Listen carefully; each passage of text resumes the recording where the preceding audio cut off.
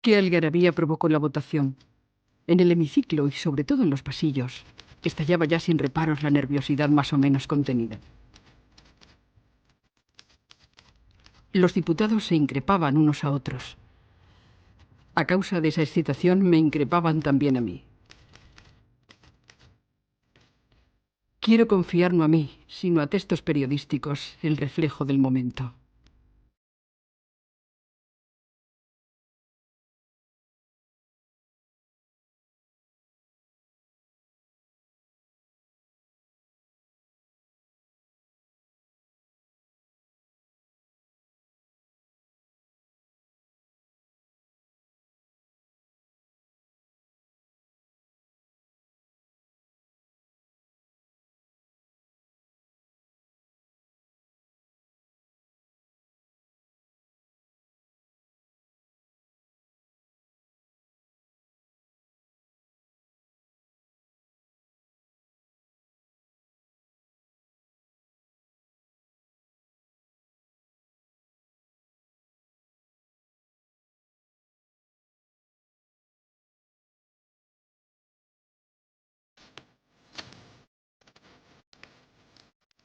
Sí, el 1 de octubre fue el gran día del histerismo masculino dentro y fuera del Parlamento. Y es que el voto femenino pesaba como una losa más que sobre el corazón, sobre el hígado de muchos españoles. Llovieron las lamentaciones. Pobres hombres políticos aferrados a la esperanza de que nada se transformara en el país, a que nada evolucionara, a que nada ni nadie se despertara espiritualmente y caminara hacia el porvenir. Para un gobierno que defendía la imparcialidad y la justicia, y que por ello había modificado la ley electoral declarando elegibles como diputados de las Cortes Constituyentes a las mujeres mayores de 23 años, y que había nombrado a una mujer, Victoria Kent, directora general de prisiones, aquella decisión de autorizar el voto femenino debería significar un importante y unánime triunfo. Sin embargo, no fue así. Incluso, las dos únicas mujeres parlamentarias mostraron posturas totalmente encontradas a la hora de manifestarse sobre el sufragio femenino. Las dos eran universitarias. Pertenecían al grupo privilegiado que había podido asistir a la universidad, que desde 1910 admitía mujeres como alumnas. A comienzos de este siglo, más del 70% de las mujeres eran analfabetas. Según las estadísticas, solo un 10% del alumnado de estudios medios pertenecía al sexo femenino, y aunque niños y niñas compartían aulas, las actividades diferían bastante de acuerdo con el sexo. A las niñas se les enseñaba lo elemental. Así pues, de acuerdo con aquella situación, no resulta extraño, al analizar el porcentaje de estudios universitarios, encontrarse con el increíble dato de que por 17.000 varones, solo una mujer asistía a la universidad. Pero, esperanzadoramente, a finales de la década de los 20, el índice de analfabetismo femenino había descendido al 58%, y la proporción entre estudiantes y estudiantas también acortaba diferencias. Con la llegada de la República, las mujeres empezaron a participar en los partidos políticos y a ocupar cargos solo desempeñados hasta entonces por los hombres. Clara Campoamor y Victoria Kent constituían ejemplos bien representativos de la nueva situación. Las dos son miembros del Congreso de los Diputados. Las dos se convertirán en protagonistas de aquel debate. En el diario de Informaciones se podía leer: dos mujeres solamente en la Cámara, y ni por casualidad están de acuerdo. Hoy han hablado las dos, y hemos de reconocer que estaba más en su papel la señorita Campoamor que la señorita Kent. Negaba esta a la mujer el derecho al voto y lo pedía aquella. Porque el caso de la señorita Kent es especialísimo. Ella legisla y no quiere que las demás legislen. Ella vota y no quiere que las demás voten. Se ha valido del feminismo para elevarse y quiere ahora quitar la escalera. El argumento que esgrime tiene mucho salero. La mujer no debe votar porque no es republicana, es decir, que solo los republicanos tienen derecho a votar. Habrá que hacer también la selección entre los hombres, porque hay hombres que no son republicanos y los hay hasta sentados en los bancos de la República. Según la tendencia del periódico, el tratamiento de la información difería, pero indudablemente las dos diputadas se habían convertido en protagonistas del debate. La desunión entre ambas a la hora de pronunciarse sobre el voto femenino será utilizada también por algunos medios con la finalidad de ridiculizar y desprestigiar a las mujeres, cuando en realidad lo único que había sucedido es que para una lo más importante eran los intereses de partido, mientras que para la otra el derecho al voto de las mujeres resultaba prioritario. Campoamor rebatió una a una las razones esgrimidas por Victoria Kent. La directora general de prisiones pensaba que la mujer española no estaba aún preparada para enfrentarse a la responsabilidad que siempre entraña el voto, aunque en el fondo lo que de verdad le preocupaba era la inconveniencia política de tal decisión, ya que en opinión de la mayoría de la Cámara, la mujer votaría influenciada por el confesor. El señor Guerra del Río, del mismo partido que Clara Campoamor, intervino para decir que ellos no negaban el voto a la mujer y que estaban dispuestos a consignarlo en una ley electoral, ley que las Cortes de la República, según el diputado radical, podrían derogar cuando lo considerasen oportuno, porque nosotros lo que tememos es que esas mujeres que no están manejadas precisamente por las organizaciones obreras, sino por los curas, por los frailes, esas mujeres entrañan un peligro. Era opinión generalizada que el voto de las mujeres daría la victoria a las derechas. A la señorita Campoamor no le importó luchar por algo considerado como políticamente incorrecto y en contra de la opinión de su partido, el radical, defendió el derecho al voto de las mujeres. Yo quiero llamar la atención de la minoría que apoya esta enmienda y que dice: tenemos miedo a la mujer y queremos llevar a una ley electoral la concesión de su voto para quitársela después si no nos ha complacido el modo de ejercerlo. Al decir eso, se engaña a la Cámara, porque no se podrá nunca despojar del derecho electoral a un ciudadano. Eso no podrá hacerse jamás.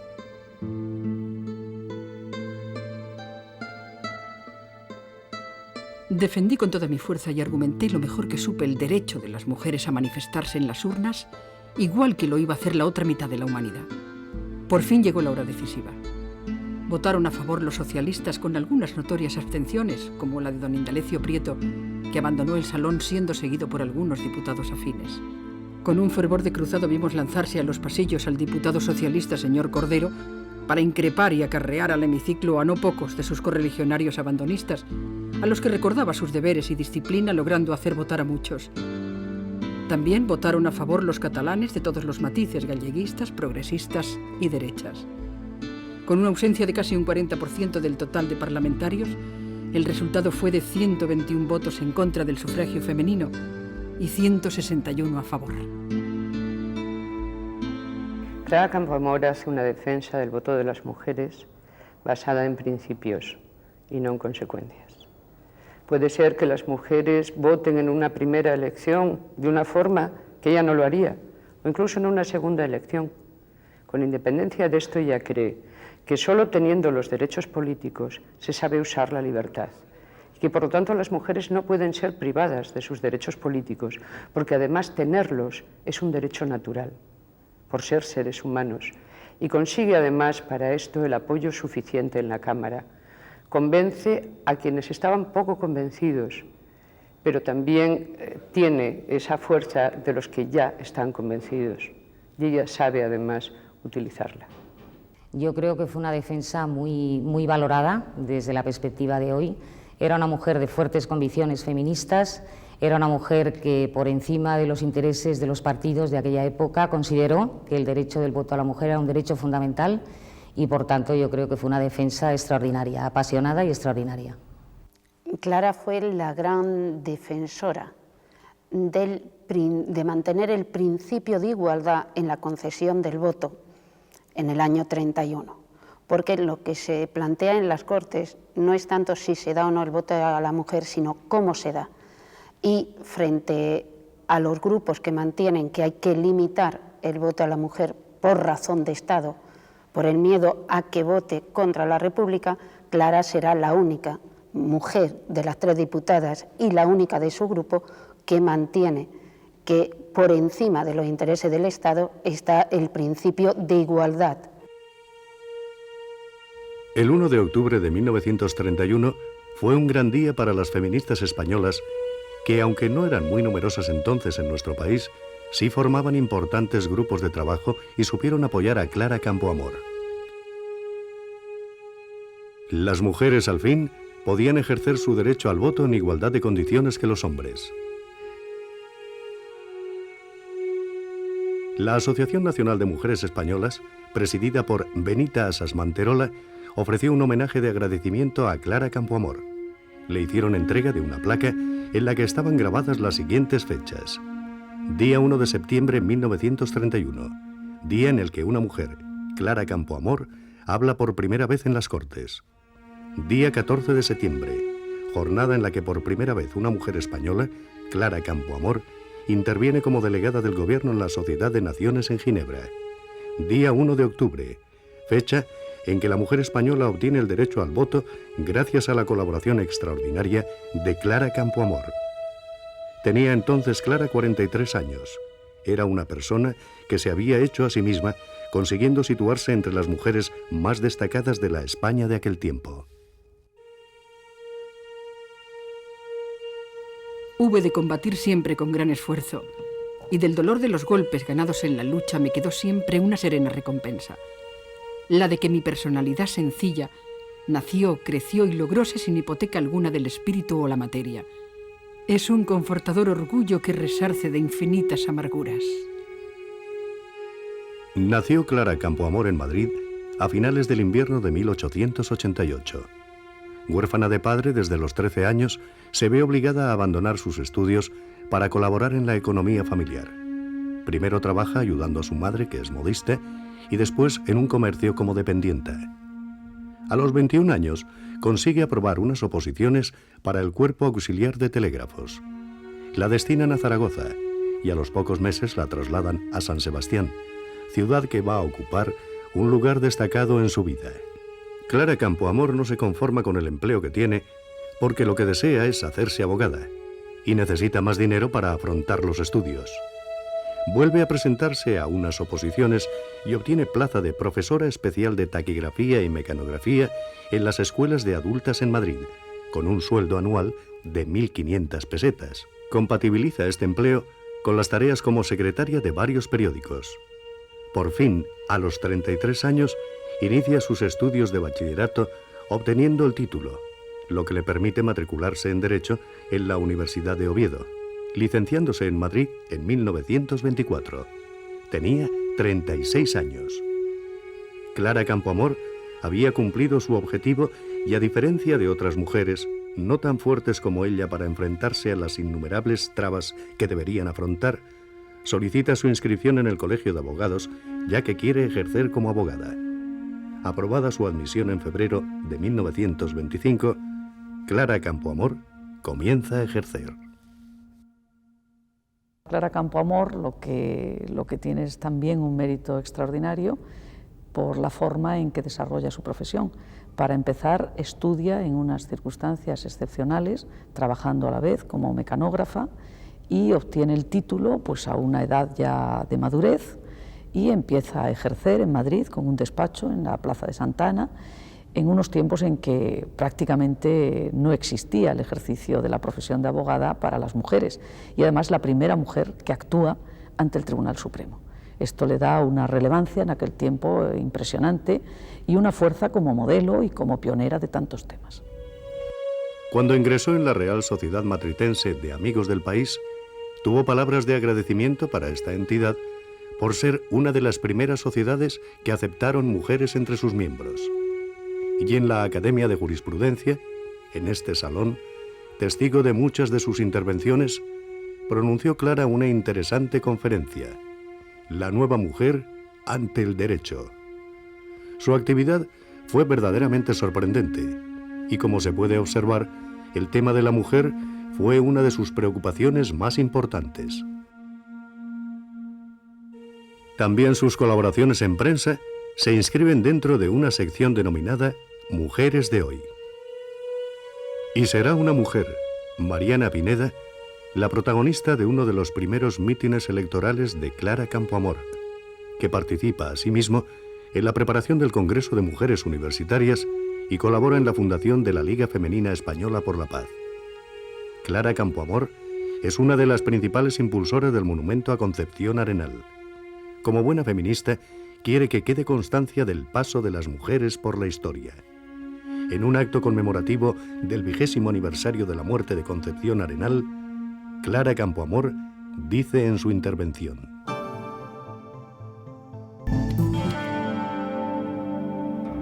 aunque Clara Campoamor no pudo ver el monumento por el que ella tanto trabajó y que fue instalado en el Parque del Oeste de Madrid, sí se inscribió en él la frase que Clara había elegido para recordar a Concepción Arenal.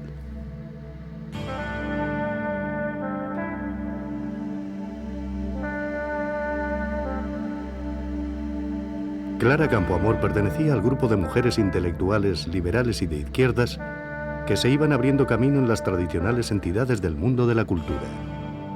Desde 1916 es miembro del Ateneo de Madrid. Cuando unos años después el dictador don Miguel Primo de Rivera quiere incluirla en la Junta de Gobierno de la mencionada institución, Clara rechazó la propuesta, a pesar de que su negativa implicaba la solicitud de excedencia en su labor como funcionaria en el Ministerio de Instrucción Pública. Clara Campoamor está en total desacuerdo con la dictadura de Primo de Rivera y con la monarquía. Ella siente y piensa como republicana. República, república siempre. Me parece la forma de gobierno más conforme con la evolución natural de los pueblos. Objetivamente considero a la república superior a cualquier otro régimen. Clara Campoamor, convencida republicana, actúa consecuentemente y por ello no acepta los cargos ofrecidos por el gobierno de la dictadura. No cabe la sospecha, al analizar su comportamiento, de que hubiera actuado por oportunismo político. En aquel tiempo todavía no estaba todo perdido para la dictadura de Primo de Rivera. Ella aplaudirá la caída del régimen dictatorial y la marcha del rey don Alfonso XIII. De espaldas a su programa y a la misma vitalidad de la República. Con mi actitud yo he procurado advertir el peligro y llamar a la reflexión. Todo fue inútil. Yo, señor Lerroux, me adscribí al Partido Radical a base de un programa republicano, liberal, laico y demócrata, transformador de todo el atraso legal y social español, por cuya realización se lograse la tan anunciada justicia social. Y no he cambiado una línea. No me he desprendido de esos anhelos, de esos ideales que me acompañaron toda mi vida y a los que no pienso abandonar precisamente en los instantes en que tengo más personalidad para laborar por ellos. ¿A qué secreto designio, propósito o anhelo sacrifica usted tantas cosas, señor Lerroux? No teme usted darse cuenta de su error cuando sea demasiado tarde. Pocas veces le es dada a un hombre la feliz coyuntura de agitar y predicar libertad y justicia en la juventud y poderla realizar en la vejez. Usted ha renunciado a lo segundo. Yo no tengo por qué hablar del juicio de España. Para esos efectos solo me importa el mío, que sintetizo en el acto amargo de separarme del partido que usted dirige. La carta a Lerroux y el darse de baja en el Partido Radical en el año 35, a raíz de los sucesos del 34 en Asturias, son para mí una actuación congruente con lo que ha sido toda la trayectoria política de Clara Campoamor. Clara es una defensora de los derechos de las personas por encima de todo y es una persona que no tiene ningún miedo a reconocer si en algo se ha equivocado ella o a hacer crítica, incluso a su propio partido, de sus actuaciones. Y en esa carta a Lerroux esa carta está en conexión perfecta con lo que ha sido toda su trayectoria vital. Yo creo que en aquellas circunstancias tiene mucho mérito, es una postura valiente, la carta es extraordinaria, alude a la defensa de las convicciones, a la defensa de la lucha por unos objetivos, por unos ideales, y le reprocha a Lerroux el que, teniendo la posibilidad de llevar a la práctica esos ideales, sin embargo no lo haga y ceda ante presiones que a ella le parecen inadmisibles. Eso da cuenta de un carácter, de una personalidad, de una seguridad y una persona de enorme valía y de una extraordinaria firmeza en sus convicciones, lo cual es admirable en una mujer en ese tiempo. Es una carta escrita con gran fuerza. Clara Campoamor, además, tenía, en sus intervenciones parlamentarias se ve un dominio muy bueno de la retórica, y ese mismo dominio del lenguaje y de expresar sentimientos como quien está utilizando realmente un cuchillo, diciendo lo que quiere decir y no ninguna otra cosa, es lo que logra dar en esa carta. Es una de las cartas de renuncia más firmes que se han escrito en la tradición parlamentaria. Clara Campoamor era una mujer valiente, tenaz y muy luchadora. Piensa que todavía puede trabajar por hacer realidad alguno de sus ideales. A los pocos meses de renunciar a su militancia en el Partido Radical, animada por Casares Quiroga, presidente de Izquierda Republicana, solicita su ingreso en esta formación. La petición fue denegada por 183 votos. Solo 68 votaron a favor. Y es que sus enemigos políticos eran importantes. Yo creo que los principales enemigos fueron los republicanos, los partidos claramente republicanos, Acción Republicana, el Partido Radical, el suyo, y los radicales socialistas. Y yo creo que tuvo un enemigo muy importante que fue Azaña. ¿Por qué? ¿Qué pueden reprocharme a mí esos 183 miembros de Izquierda Republicana? ¿Quién soy yo y de dónde vengo para que un partido republicano me rechace? ¿Qué podía esperar de Izquierda Republicana si ni el presidente, señor Casares Quiroga, firmante de mi alta, se dignó asistir a la sesión?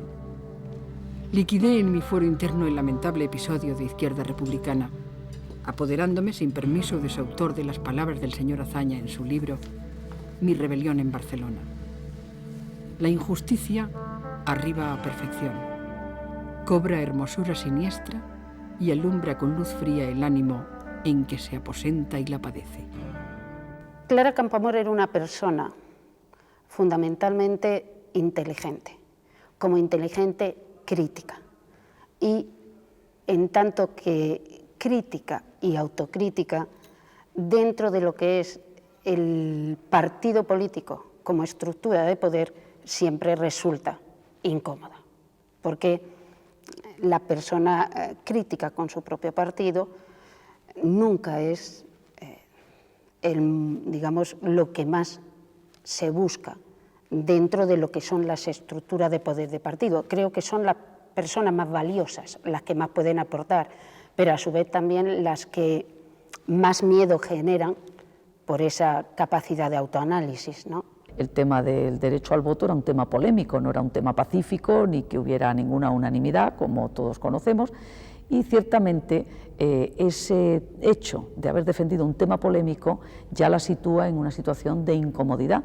Pero es que además el tipo de persona valiente, decidida, segura en sus convicciones y que lucha por sus ideales, desde luego muchas veces no es cómodo para los partidos políticos, que más bien prefieren que haya unas directrices y que se cumplan. Ella se ha vuelto una persona incómoda. Por una parte tiene mucho relieve, pero no es obediente, no es concesiva. Es una persona a la cual no se le puede negar que tiene su propio peso. Desdichadamente esas cualidades en una mujer todavía siguen gustando poco en los partidos políticos. Yo pienso que es una mujer muy competente, es una mujer con unas convicciones feministas muy evidentes y muy claras, y creo que, bueno, que eso en cualquier partido político pues resulta incómodo, porque sus convicciones las ponía por encima de los intereses del partido, como así sucedió con el tema del voto. Clara Campoamor no va a volver nunca a la actividad parlamentaria. En 1936, al producirse la Guerra Civil, Clara Campoamor decide afrontar el exilio, pero antes escribe Mi pecado mortal, el voto femenino y yo. He querido decir en estas páginas cuanto debía decir en torno al voto femenino y algunas de sus consecuencias. Sin dolor, sin melancolía, sobre todo sin resentimiento negativo, porque amo la afirmación.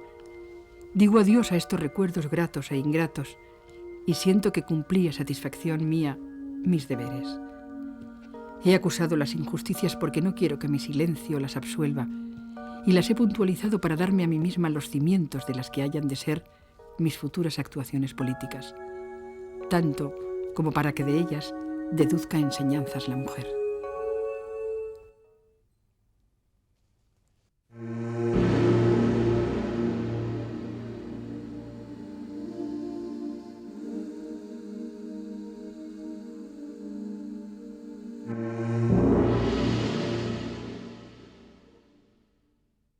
¿Cuánto tiempo ha pasado desde que salió de España? Después de 17 años en la Argentina, Clara Campoamor ha decidido regresar a Lausanne, la primera ciudad en la que vivió como exiliada. Ella sigue añorando España y no entiende cómo algunos compatriotas que como ella viven lejos de su tierra no desean regresar. Ay, yo que deambulo fuera hace más de 20 años. No he podido aceptar este criterio que tan sano sería para mí. Se olvidan pronto las raíces cuando se parte antes de estar completamente formado. Pero es imposible esa transposición cuando se emprende el viaje con casi medio siglo a las espaldas. Por ello, desearía a veces morirme, ya que nada me queda por hacer, cuando aún quisiera hacer mucho. Aquí en Suiza está más cerca de España. Clara Campoamor no renuncia a la idea de que tal vez un día pueda regresar.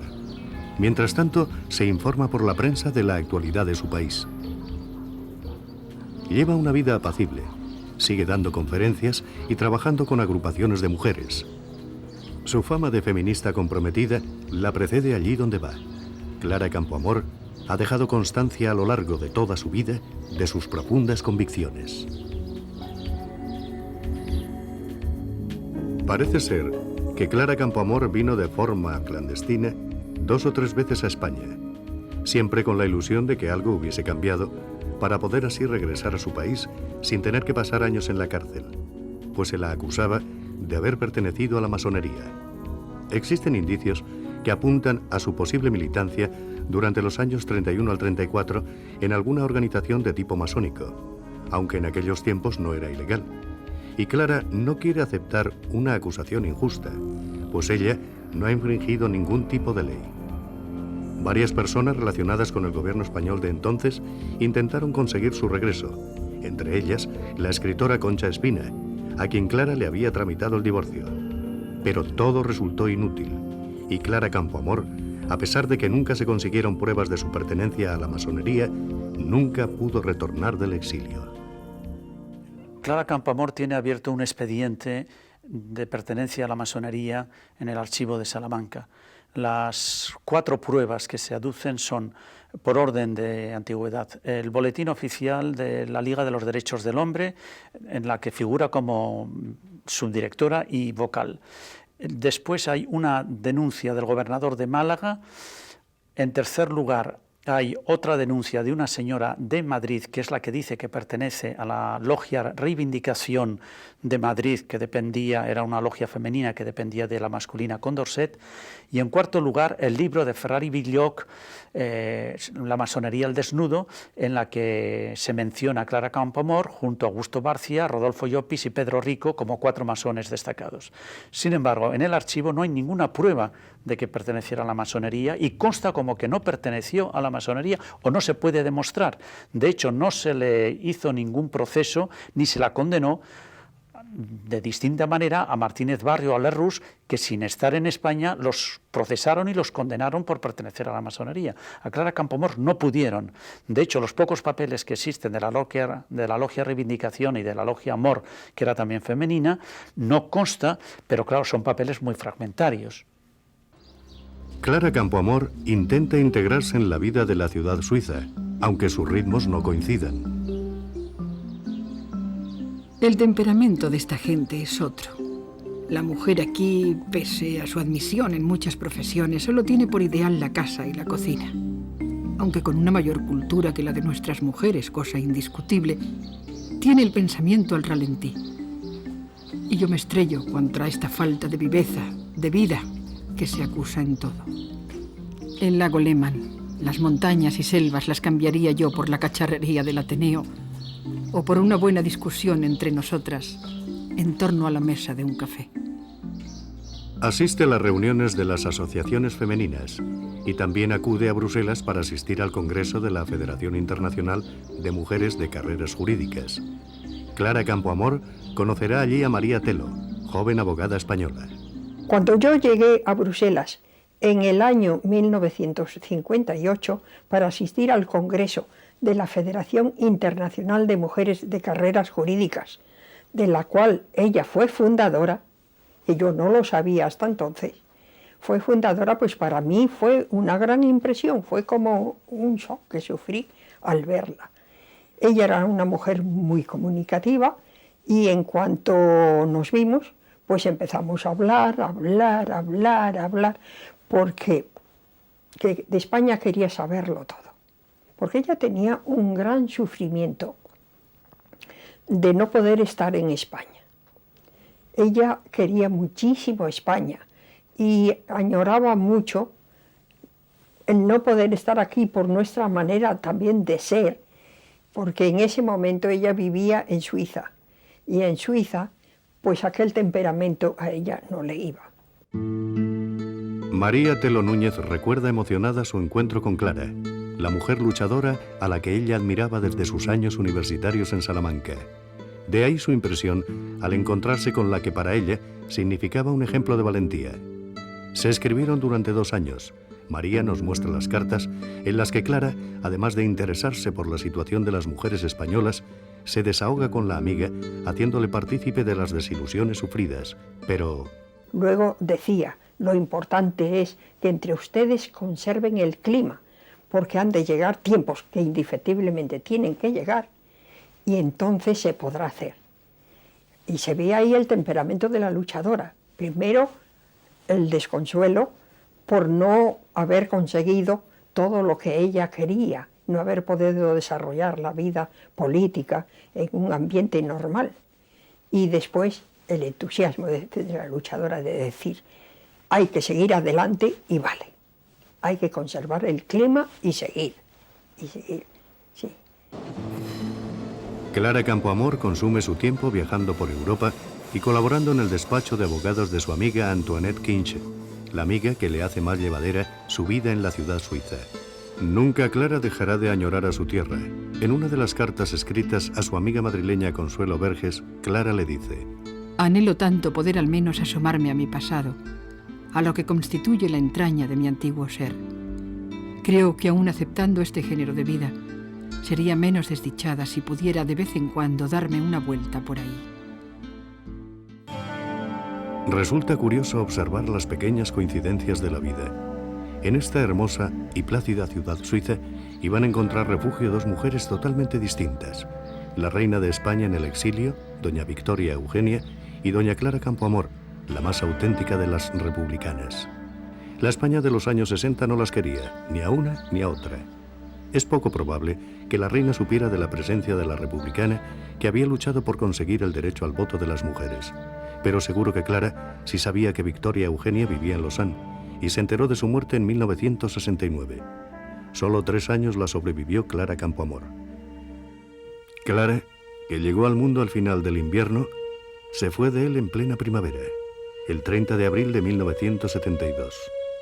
En una carta enviada por Antoinette Kinch, amiga de Clara Campoamor, a Pilar Lois, sobrina de esta, le cuenta que 2 días antes de morir, víctima del cáncer, Clara le dijo: quiero ir a morir a España.